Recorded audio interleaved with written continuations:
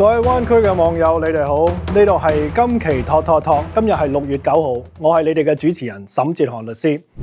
炸雞店老闆死後，妻子和87歲母親對簿公堂。嗱，喺我哋聽呢一單火藥味咁濃厚嘅新聞之前呢，我哋首先聽咗另外一單法庭新聞。通渠師傅魯莽駕駛導致追尾事故。嗱，呢一單案件咧就事發咧喺2023年嘅6月30號。咁涉及咧就係一位司機叫做 Eric Lee 李先生。當時李先生咧就駕駛一部車喺呢一個三藩市嘅 Vermont 街嗰度，就向南行駛。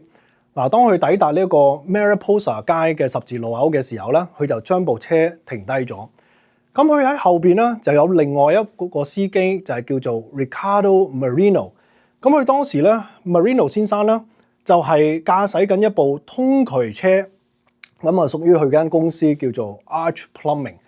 咁啊 ，Marino 先生咧就因為喺度玩手機嘅原因啦，就睇唔到阿李先生停咗喺個街嗰度。咁隨後咧，佢就大力咁樣啦，就撞咗埋去李先生嗰部車輛。呢一個係一個追尾嘅事故。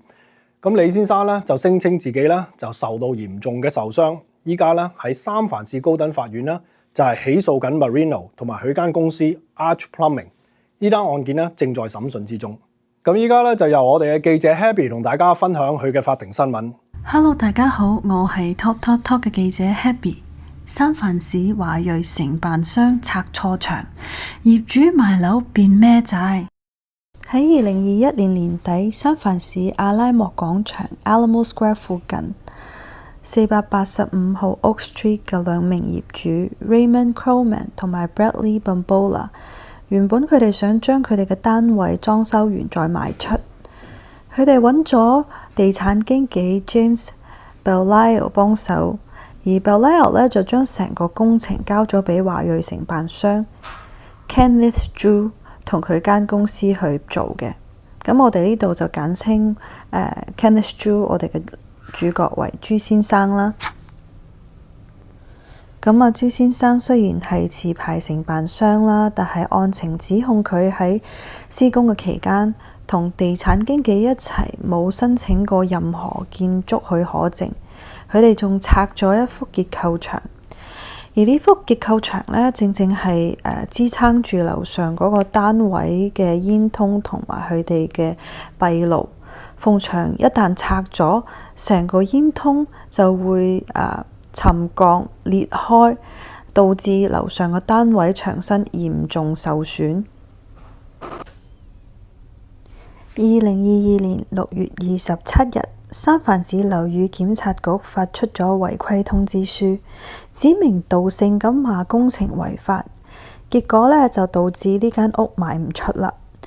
兩名業主而家唔單止要賠錢俾樓上嘅鄰居啦，仲要請埋結構工程師、律師，同埋繼續供呢間屋嘅貸款。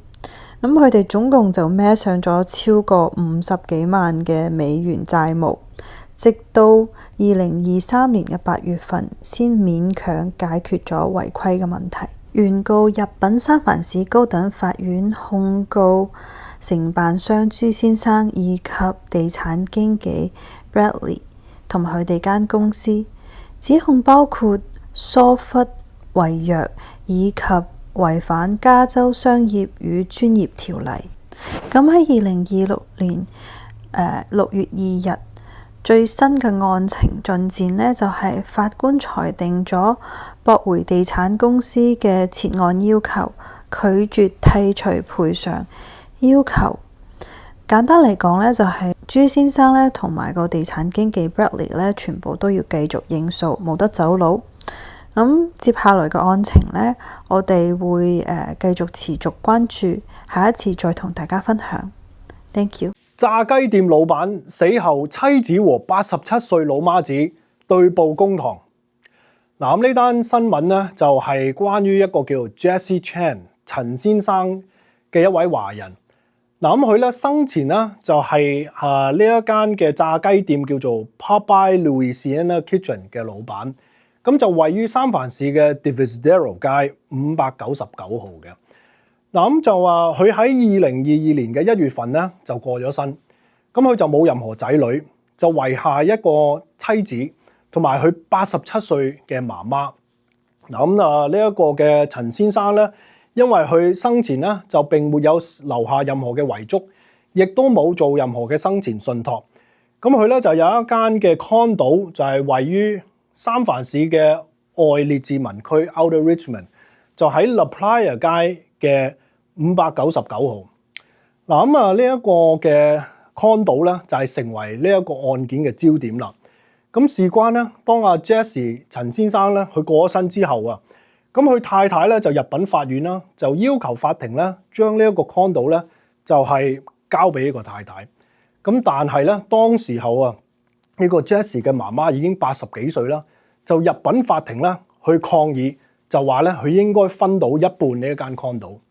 嗱，如果要講呢一單嘅新聞咧，我哋首先要追究翻呢一個故事嘅源頭，咁就要講翻喺80年代啦。嗱，咁當時咧喺1987年嘅時候咧，阿 Jesse 嘅爸爸媽媽咧就係喺呢一個 Divisadero 街嗰度咧就創立呢一間嘅炸雞店嘅。咁就話當時候咧，因為 Jesse 嘅爸爸媽媽咧都係台灣嘅移民啦，咁好似好多其他嘅移民一樣嚟到三藩市啦，就希望做一個小商業，就去打拼一番。咁而 Jesse 嘅爸爸咧，亦都好勤力地啦，喺呢一間嘅炸雞店嗰度咧，就建立呢一個生意。嗱，咁做咗18年之後咧，喺2004年咧，阿 Jesse 嘅爸爸咧就過咗身啦。咁當時咧，佢媽媽咧已經60幾歲咯噃。咁唔可以去管理到呢一間嘅炸雞店，咁佢咧就話：阿 Jesse， 你作為我哋嘅仔啦，就不如你過嚟幫我手啦。咁所以 Jesse 咧就帶埋佢老婆啦一齊啦，就去經營呢一間嘅炸雞店。嗱，咁做咗幾年之後咧，阿 Jesse 同佢老婆發現啦，咦，呢一個炸雞店都幾好賺喎，每年平均咧都有14萬蚊嘅利潤。咁若從今日嘅指數嚟計起啦，即係超過20萬嘅美金噶啦。咁佢哋覺得，咦，呢間店都有得做喎，咁樣，咁因此咧就同 Jesse 就同佢媽媽去商量，嗱，不如媽媽你將個炸雞店交俾我，係咪？等我去經營啦。咁而且當時咧，阿 Jesse 同佢太太咧就係住喺呢一個 La Playa 街嘅 condo， 就係屬於阿 Jesse 嘅媽媽嘅。咁阿 Jesse 嘅媽媽咧就佢話咧，嗱，阿仔，我依家咧就不如咁啦，我將個 condo 就交俾你同你太太去住，咁炸雞店咧，亦都交俾你哋去經營啦。咁就你只需要咧去銀行嗰度咧，去攞一個貸款出嚟，咁就幫我 pay off 咗呢個 condo， 咁個 condo 就屬於你哋啦。而個炸雞店咧，你每個月咧俾翻3000蚊我，咁就得啦。嗱，咁Jesse 聽到呢個方案咧，佢咧就接受咗佢媽媽嘅方案，咁雙方面咧簽咗合約。咁但係到 Jesse 去銀行去攞貸款嘅時候咧，咁銀行咧就話，因為你太太咧喺呢一個國家咧就冇任何嘅 credit 冇信用，咁因此啊，你喺呢個嘅 condo 嗰度咧，你太太咧就必須要簽一份嘅文件。嗱，咁當時候咧銀行咧就規定啦，阿 Jesse 嘅太太咧就必須簽一份嘅 interspousal deed， 即係話夫妻間產權轉移嘅契約。咁嘅事關咧就因為啊 Jesse 個太太佢冇呢個 credit 啦。咁所以銀行咧就話咧，你唔可以放你太太個名上去呢個屋嘅屋契上高。咁而 Jesse 個太太咧，亦都按照銀行嘅指示咧，就簽咗呢份文件，將佢個名咧除咗出嚟。咁即係話呢個 condo 咧，只係得 Jesse 一個人個名嘅啫。嗱，咁一直去到2022年嘅時候咧，咁Jesse 咧，佢就喺呢間炸雞店嗰度咧，就做咗18年。咁同佢爸爸一樣啦，做咗10幾年之後咧，可能個身體頂唔順啦，咁就過咗身。咁遺留翻佢太太咧，57歲嘅太太一個人。咁就當時咧，呢一個嘅 Jesse 嘅媽媽咧，就見到，咦？呢個 condo 根本就冇你個名，係得我個仔個名啫喎。咁之後根據加州嘅法律咧，阿 Jesse 個媽媽咧就聲稱咧，呢個 condo 咧就應該咧就係一半係俾佢太太，而一半咧就係俾佢媽媽嘅。咁但係咧 Jesse 個太太咧就強烈地反對。咁而喺法庭嗰度咧，就一路同呢個媽媽打咗官司，打咗4年咁耐，直至到今年2026年。咁最後咧，法庭終於有一個裁判啦。嗱，咁法官咧考慮到咧喺2004年嘅時候咧，當阿 Jesse 攞呢一個嘅房貸出嚟嘅時候咧，雖然啊佢係冇將太太個名放喺個 condo 上高，咁但係咧法官考慮到咧係兩公婆咧嘅供款啊，同埋 HOA 費啊，同埋保險費啊，所有嘢咧都係從佢哋兩個人喺呢個炸雞店嗰度賺翻嚟嘅錢去供呢一層樓嘅咁樣。咁因此咧，法官咧就定性咗咧呢一層樓咧其實就係一個夫妻共同嘅物業，即係話 community property。